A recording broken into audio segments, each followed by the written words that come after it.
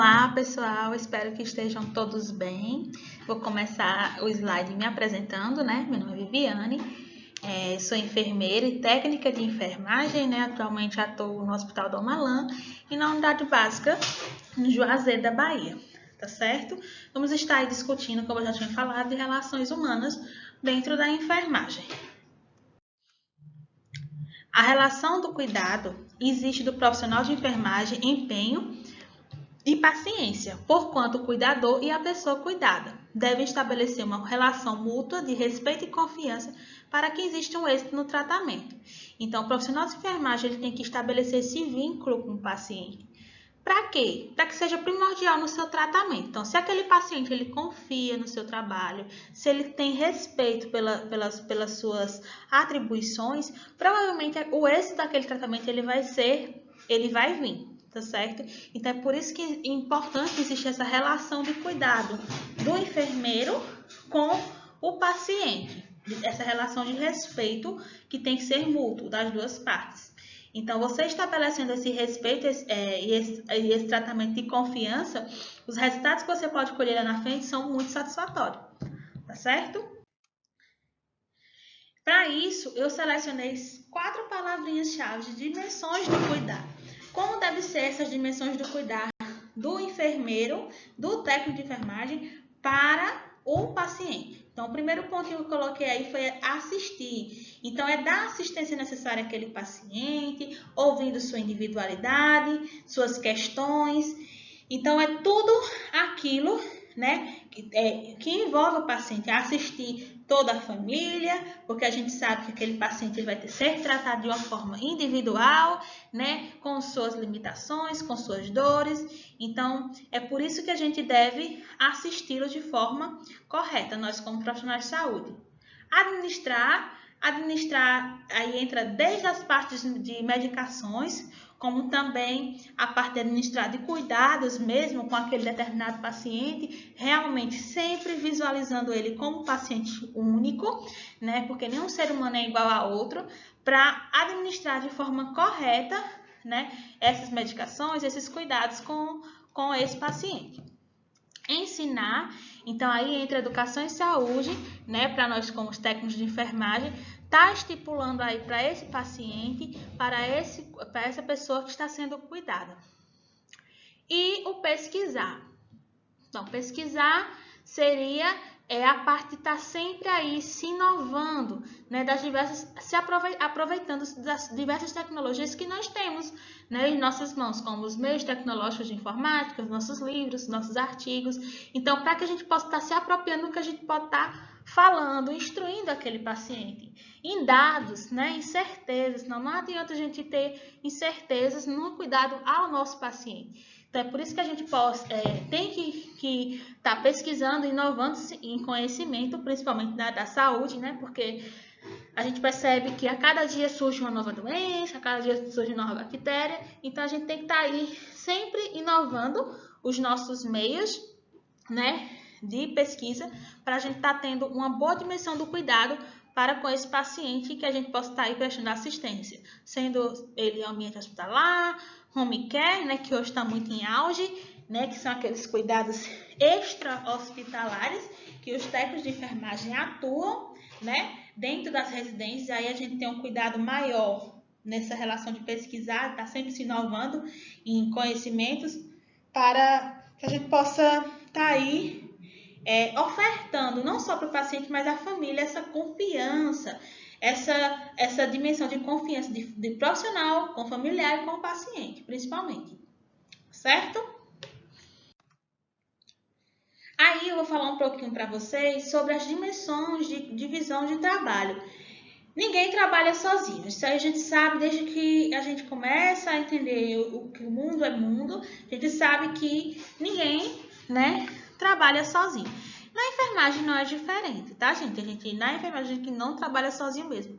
Sempre a gente está precisando de um ao outro profissional para estar aí nos auxiliando em determinadas situações, determinados procedimentos com os nossos pacientes. Aqui eu trouxe para vocês uma ilustração sobre uma divisão de trabalho. A gente percebe aqui que tem uma pessoa lavando, a outra enxuga os pratos e a outra guarda.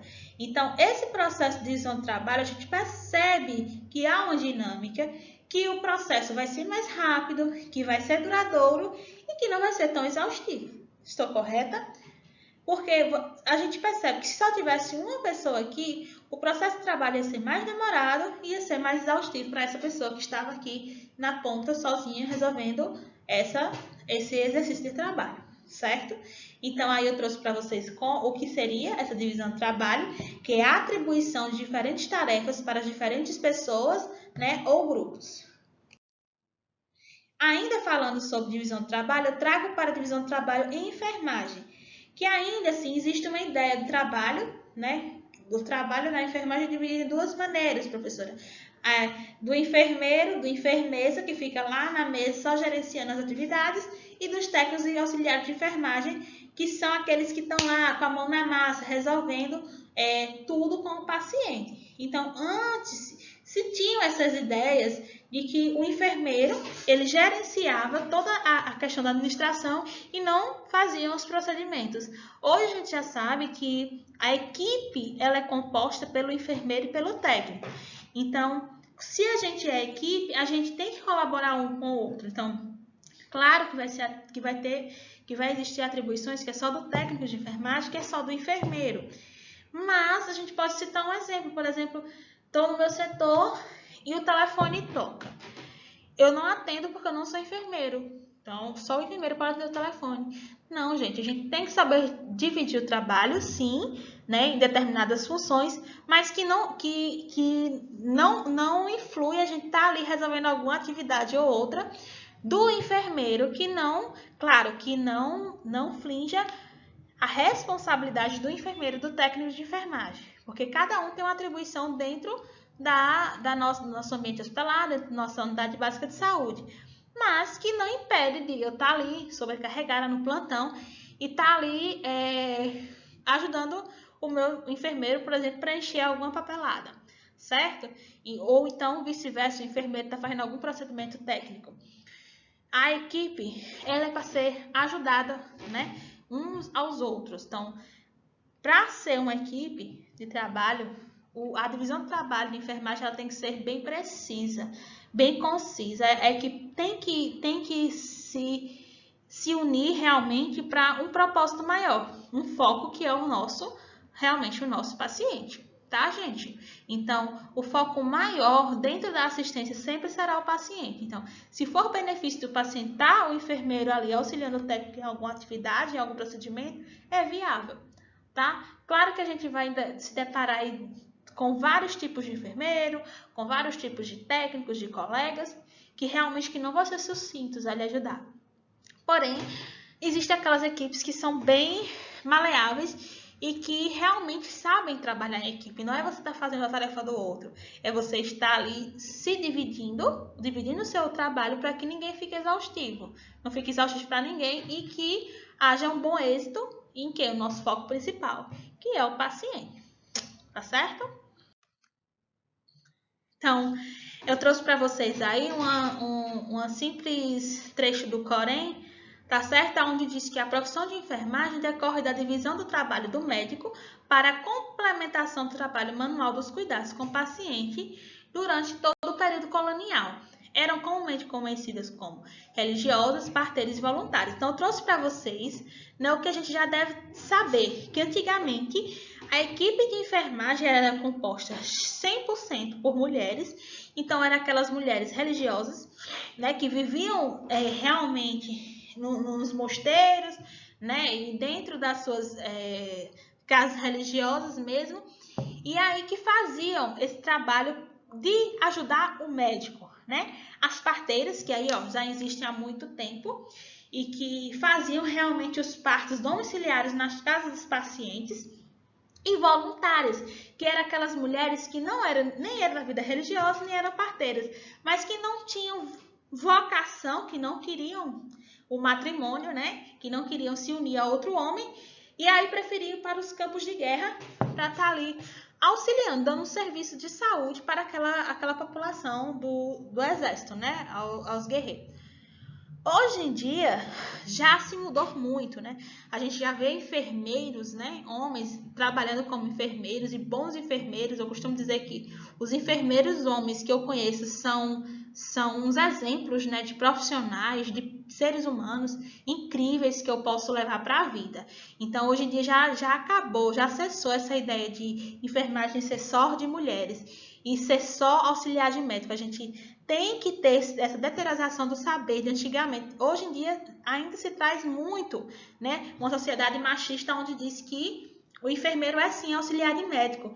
Então, quando a gente escutar esse tipo de comentário, a gente possa ser muito empático com a pessoa e dizer, ó, fulaninho, ciclaninho, eu estudei para isso, eu tenho a ciência do cuidar, certo? Então, hoje em dia já a enfermagem ela é uma ciência do cuidar. Ela é uma ciência onde se estuda para estar exercendo aquela atividade com aquele paciente. Não é se é mais assistente de médico. Então, a gente não deve ser submetidas como assistente de médicos. E saber, né, realmente se defender, se expor sobre essas ideias que ainda surgem em nossa sociedade. Ah, não quero que minha mulher faça enfermagem porque a enfermagem já tem fama. Então, a gente cortar esses tabus realmente e dizer, e se empoderar, né, na verdade, da nossa profissão e dizer que estudamos para isso, entendeu? Do mesmo jeito que um médico estudou. Então, o caráter predominante feminino também origina e explica a problemática relação entre o médico e a enfermeira, ou seja, o papel de insubordinação da mulher ao homem no lar e no trabalho. Então, antigamente, a classe era composta realmente por muitas enfermeiras do sexo feminino. Hoje em dia, uma grande parte é do sexo feminino, porém, a gente já vê mais a inserção do homem no âmbito da enfermagem, né, na nossa profissão. Porém, a gente sabe que ainda a nossa classe é muito desvalorizada, principalmente para nós mulheres, né? A gente existe alguns preconceitos e é por isso que a gente estuda. Geralmente é para ser formadores de opiniões, geralmente não, é para ser formadores de opiniões, em sabermos se colocar em determinadas situações, né, que a gente possa vir a passar dentro do nosso ambiente de trabalho, saber o que é certo, o que é errado, e aí tá nos defendendo em relação a isso, tá certo? Agora eu vou trazer para vocês os manuais de enfermagem. Os manuais de enfermagem eles foram criados para estabelecer uma organização nos setores de trabalho, seja ele no ambiente hospitalar, seja ele na atenção básica, seja ele em home care, tá certo? Então, foi pensado, foi elaborado, existem muitos manuais para técnico, né, de enfermagem, para auxiliar de enfermagem, para enfermeiro.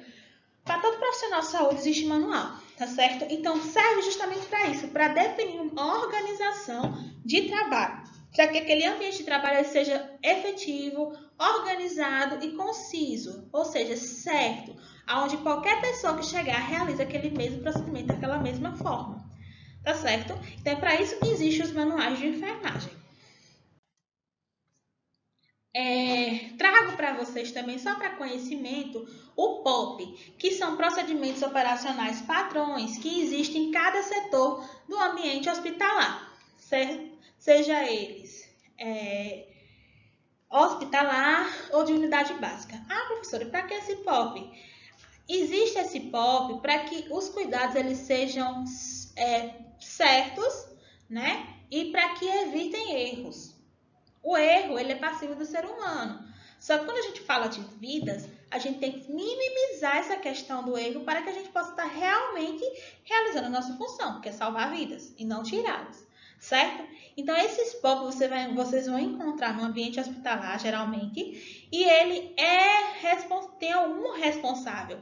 Um grupo de profissionais, multiprofissionais, né? Uma equipe multiprofissional, verifica uma determinada situação no setor e percebe-se que deve-se realizar um POP. E aí eles criam esses manuais, que são mini manuais, certo? Para aquele determinado setor. Então, aqui eu trouxe para vocês, por exemplo, o manuseio mínimo com o recém-nascido. Aqui é um POP da UTI neonatal.